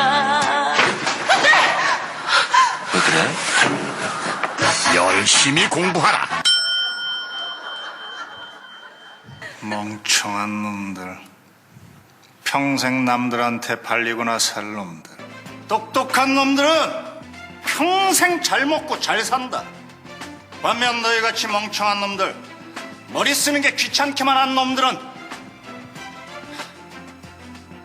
똑똑한 놈들에게 평생 속기나 끊임없이 손해만 보고 그리고 결국은 패배한다. 방법은 딱 한 가지뿐이다. 공부뿐이다. 공부를 해라. 이 악물고 죽도록 공부해서 천하대 가라. 너희들에게 답은 이것뿐이다.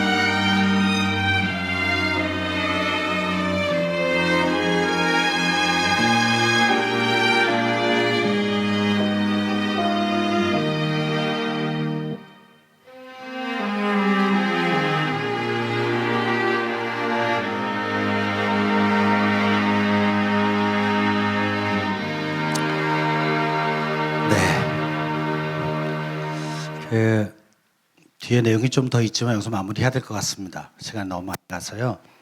이 두 마디를 꼭 기억해 주세요. 아이하고 이야기할 때 괜찮아라는 말을 많이 써주세요. 괜찮아, 괜찮아. 그다음에 두 번째 말은 나는 너를 믿는다. 엄마는 너를 믿는다. 이 두 마디가 아이들을 살려낼 수 있습니다. 애들도 알아요. 여러분 공부 못하면 제일 속상한 게 누구게요? 본인이 제일 힘들어요. 걔도 잘하고 싶어요. 그래서 엄마 시험 또 망쳤어. 그러면 막 욕하지 말고 괜찮아. 아빠도 재수했었댄다. 아빠는 반에서 53등까지 해봤다. 56명 중에. 그래도 하나님의 은혜로 밑에 3명은 있었다. 아빠는 대학 갈 때 재수했고 대학원 갈 때 또 재수했다. 한 2년 늦었지. 근데 지금 아빠 모습 속에 2년 늦었다고 잘못된 거 있니? 괜찮아. 넌 120년 살 거야. 네, 의사들이 하는 말입니다. 지금 아이들은 수명이 120세예요. 그러니까 지금 조금 천천히 가는 것도 하나님의 뜻이 있을 거야. 괜찮다. 너의 길을 가. 네 속도로 가. 엄마가 끝까지 응원해 줄게. 이렇게 말하면 아이는 안에서 힘이 생겨요. 그리고 그 기대해주는 엄마, 그 엄마의 기대에 보응하고 싶어져요. 그렇게 가는 것이 여러분도 행복하고 아이도 행복한 길일 수 있습니다. 앞으로 이 어머니 기도회를 통해서 계속 잘 우리의 마음을 준비해서 아이들에게 축복의 통로가 되는 그런 엄마들이 되기를 주의 이름으로 축복합니다. 자, 모두 수고하셨는데 박수하면서 마치겠습니다.